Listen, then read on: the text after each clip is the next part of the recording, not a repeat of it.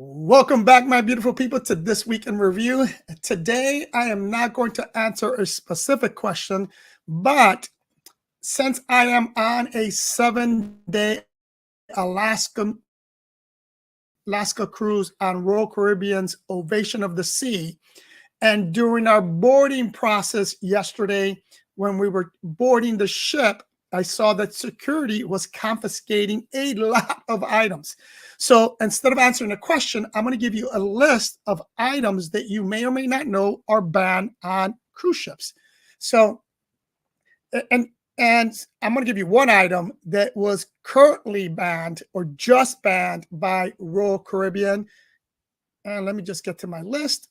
So, if you're not aware, I'm going to give you about, let me see what's on my list here, 15 items. Some may be common knowledge, some may not. But here's the number one items. There's two items that were the largest confiscation was irons and steamers. Many people pack these items with their clothes because they don't want to walk around the ship wrinkled. But understand that irons includes curling irons, steamers are banned items. Cannot bring those on. The next big one that was confiscated a lot is alcohol. Cannot bring outside alcohol. Most cruise lines only allow passengers to bring on a limited quantity of wine or champagne on board. But in general, hard liquor is prohibited. And depending on the cruise ship, it's going to depend on the limit of, but keep this in mind. If you're bringing more than 2 bottles of wine or 2 bottles of champagne, chances are they're going to confiscate most of that or anything above 2. Now, the next big one that a lot of people bring on, and I know I'm one of those people that carries this item when I travel, but understand on cruise ship, you cannot do it. And this is one of the new items as well, are power strips with surge protectors. But now Royal Caribbean in specific has banned power strips or multi-strip items like this one here, right?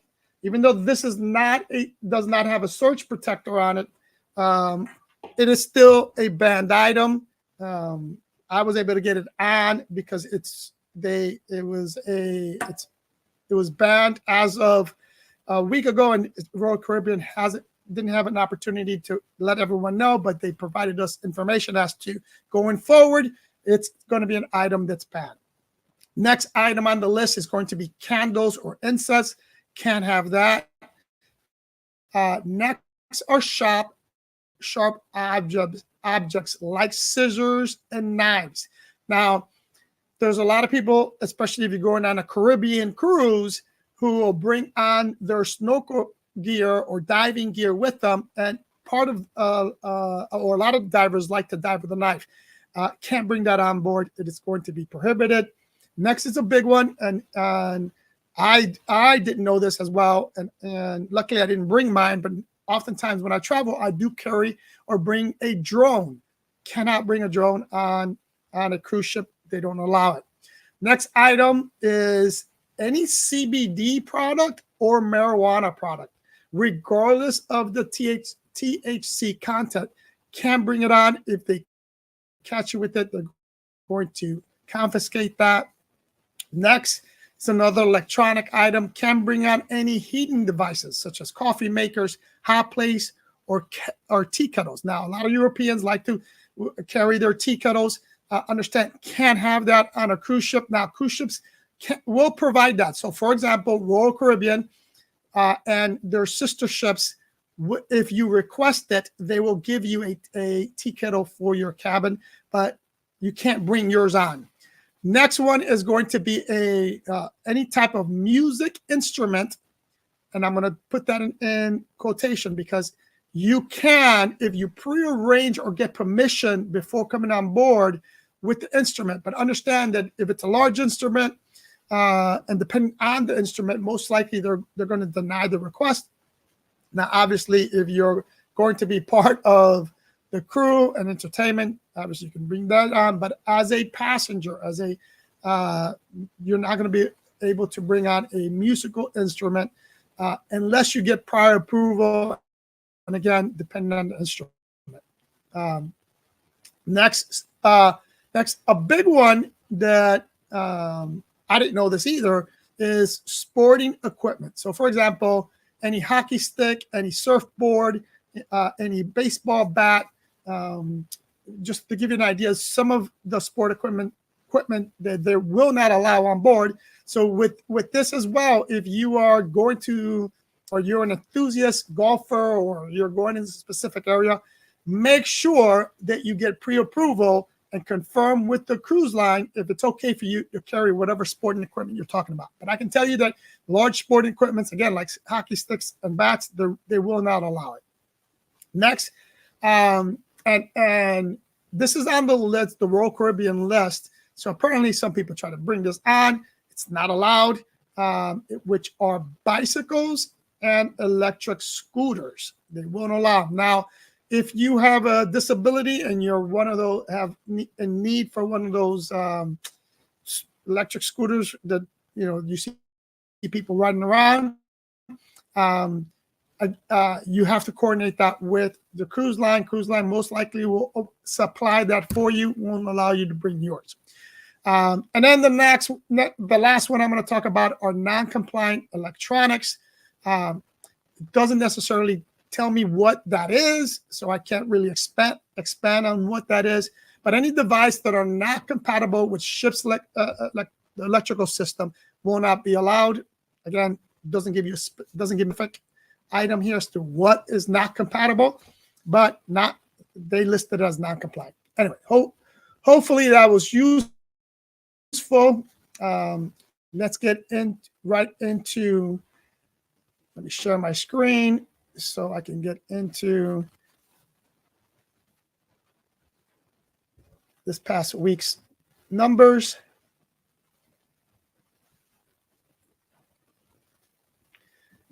So this past week, we brought in 27,000. We got 211 nights booked. We're at 60.58% occupancy rate. Average daily rate is 128. RevPAR is 78. Airbnb came in at 12.9. Booking is at 6.4. We're at 3.6. Marriott is at 1.8. And all others is at 2.6. RevPAR per property, we're looking at Miami at 541.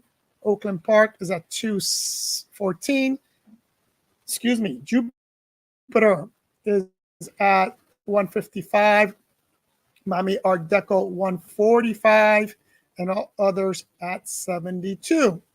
And I want to show you. Let me stop showing this screen. I want to show you the device. If you're not sure exactly what devices I'm referring to when I say multi-plug devices, let me show you what that is. It's on here.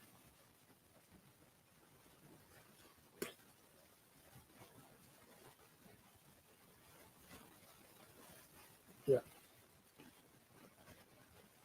All right. This is the device. This is from the Royal Caribbean newsletter. As you can see here, Royal Caribbean. It's a multi. So you can plug something here, plug something here, and plug something here. These type of devices are no longer allowed on Royal Caribbean. Don't know about other cruise lines, but I'm sure they're going to follow suit. But these are not allowed. Anyway, going back to, let me stop sharing that. Going back to PMI, and I just gave you the numbers. In terms of staffing, I've mentioned we hired a maintenance person, so happy about that.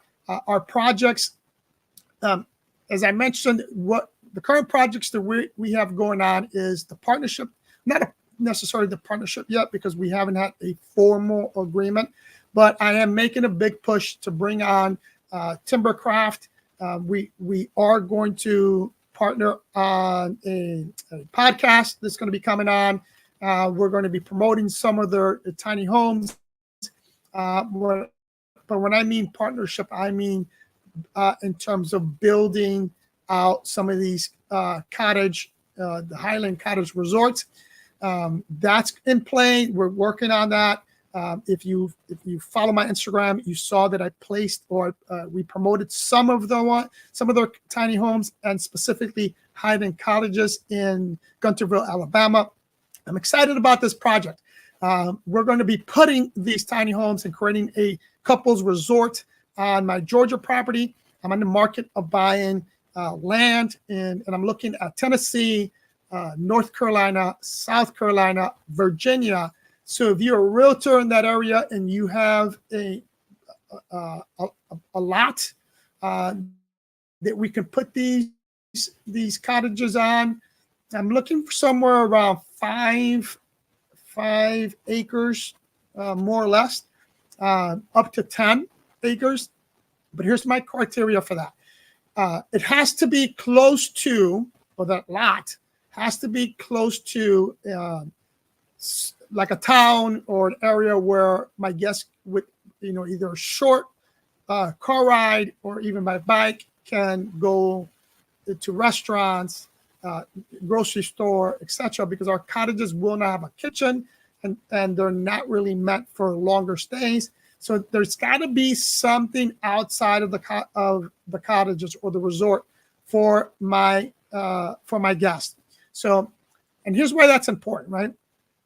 A lot of people, and I said this before, in today's market, today's short-term rental market, especially on the vacation rental side, people want experiences. They don't just want a place to stay at. So we're going to be creating a nice experience within the resort, but I also want to provide or give the guest the option to do stuff outside of the resort. So if you have, like I said, if you're a realtor and you know of an area where there's a nice 5-acre lot or up to 10 acres that we can put these on, but there's, maybe a nearby park, a nearby waterway where people can go canoeing or they can go boating, or a small town that has restaurants, that has things to do, then send them my way.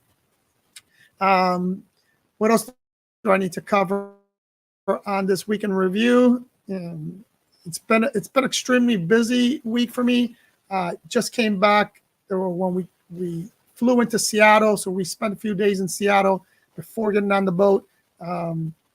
But lots going on. Oh, October, yes. So for the month of October, I'm going to be in Europe. Specifically, we're going to be in Brussels. We're going to be in the Netherlands, and possibly going into Germany. So if you're in that area and you want to hire us or partner with us to either advertise your specific short-term rental or have us optimize your short-term rental, or you just want to network with us, then hit me up. Anyway, hope this was useful. Go ahead and hit that like button. Subscribe if you haven't subscribed. Comment below if you like it, if you don't like it, if you want any suggestions. Put a comment below. Love you guys.